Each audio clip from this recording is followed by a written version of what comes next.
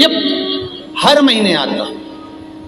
जब आपके हृदय में कभी कोई बात आ जाए कि बाबा आज मेरा मन ये कह रहा है और आपको सुनना है बाबा, आपको स्वीकारना है बाबा, आपको मेरे मन की बात जानना है बाबा, बस हाथ में चंदन लगाया, बेलपत्री का भाग इस तरह से पकड़कर शिव जी से अपने हृदय की बात कहकर, मेरे देवाधिदेव महादेव से दिल से कहकर, अशोक सुंदरी वाली जो जगह होती है, आपको बताया है अशोक सुंदरी का जो स्थान होता है, ये शिवलिंग या अशोक सुंदरी की जगह, इस बेलपत्र को अशोक सुंदरी वाली जगह पर, जहाँ शिवलिंग है, शिवलिंग की साइड पर पहले नंबर की पत्ती का मुख होना चाहिए, बस उसको रख दीजिए और उस पर थोड़ी देर हाथ रखकर अपने हृदय की बात मेरे महादेव को दिल से कहकर आ जाइए।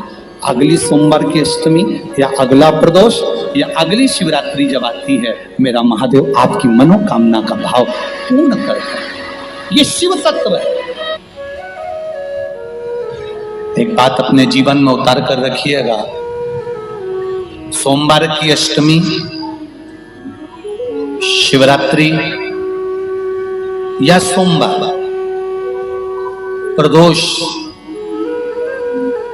बन सके तुम्हारे पास में शिवालय हो या बेलपत्री का वृक्ष हो,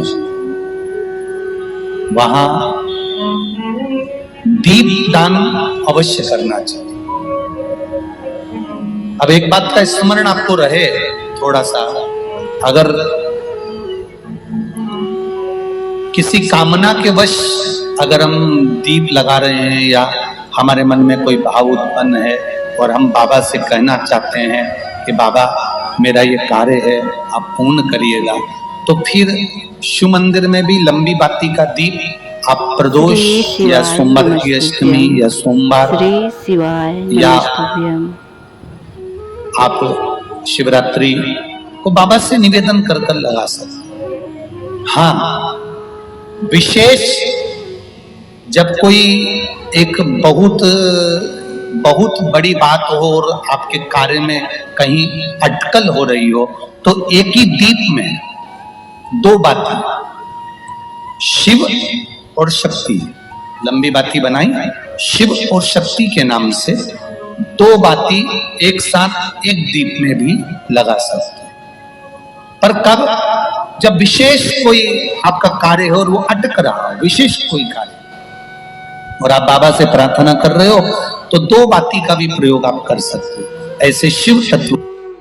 शंकर भगवान को धतूरा कब चढ़ाना चाहिए उसका विशेष ध्यान रखें। जैसे शिवरात्रि है, प्रदोष है, या सोमवार है, या कोई विशेष आपका उत्सव है, तो आप शिव जी को धतूरा चढ़ा सकते। या विशेष कोई बीमारी ऐसी लग गई है या विशेष कोई तकलीफ ऐसी हो गई है जिसका निवारण नहीं हो रहा, तो आप धतूरा चढ़ा सकते। धतूरा चढ़ाने का भी एक क्रम है। हल्दी में भिगोकर धतूरा चढ़ाया जाता है लक्ष्मी के लिए। चंदन में भिगोकर धतूरा चढ़ाया जाता है आयु की वृद्धि के लिए।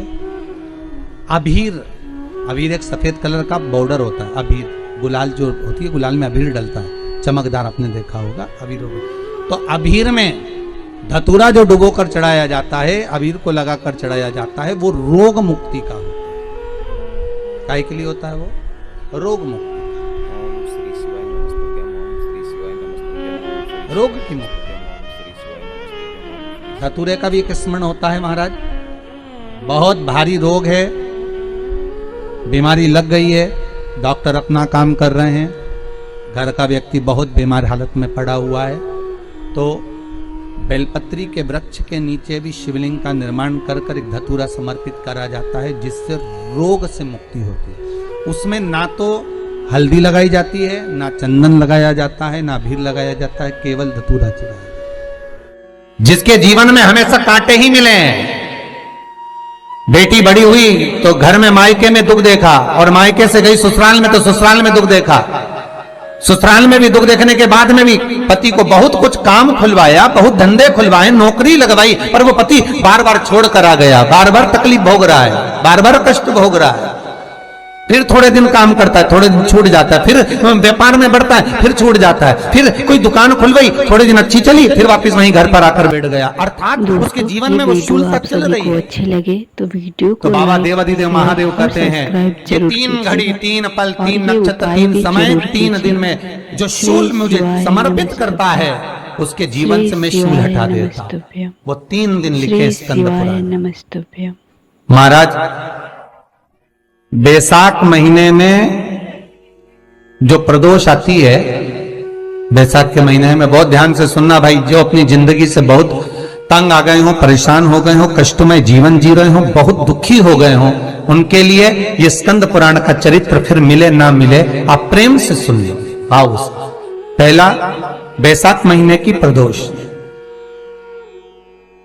चाहे वो शनिचरी प्रदोष हो, चाहे रविवार की हो, सोमवार की हो, मंगल की हो, बुधवार की हो, गुरुवार की हो, शुक्रवार की हो, शनिवार की हो, कोई भी वार की हो, पर बैसाख महीने की प्रदोष, प्रदोष काल में शाम का समय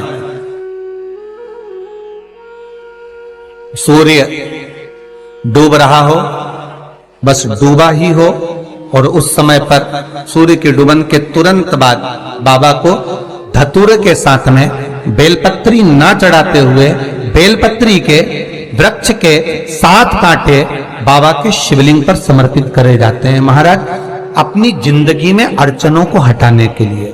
फिर आप जिस व्यापार में उतरे, जिस व्यवसाय में उतरे, जिस नौकरी में उतरे, आप दिल से करें, आपको तरक्की मिलेगी। आप हार नहीं सकते, नीचे नहीं आ सकते, उन्नति पर ही चढ़ेंगे। एक वैशाख मास की प्रदोष, दूसरा शिवरात्रि के दिन मध्याह्न का समय। महाराज जो बड़ी शिवरात्रि होती है माघ की, बड़ी शिवरात्रि के अंतर्गत मध्याह्न का समय, दोपहर के ठीक 12 बजे, चाहे फिर वो कोई भी दिन हो महाराज, शिवरात्रि जिस दिन पड़ रही हो,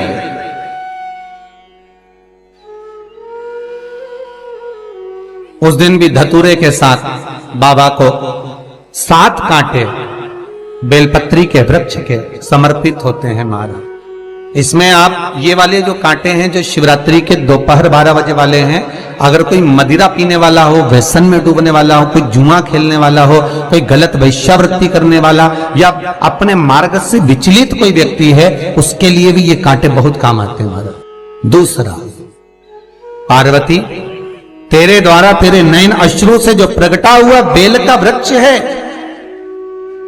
द्वितीय शूल मैं वहां धारण करता हूं, तृतीय शूल, तीसरा शूल जो वर्णन करा गया महाराज। भगवान श्रावण के महीने में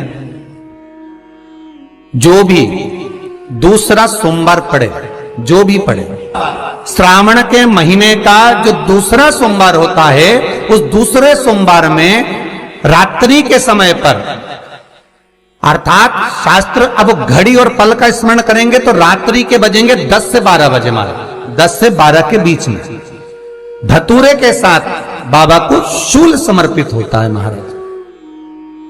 ये भी हमारी बाधाओं को, हमारी तकलीफों को, व्यापार व्यवसाय के लिए, नौकरी सर्विस के लिए, बहुत सारे एग्जाम में आप बैठ लिए, गवर्नमेंट एग्जाम के लिए बैठ लिए, नहीं हो रहा, ये 3 बार मेरे शंकर को बेलपत्री के वृक्ष के शूल समर्पित होते हैं, उसका आनंद पाना।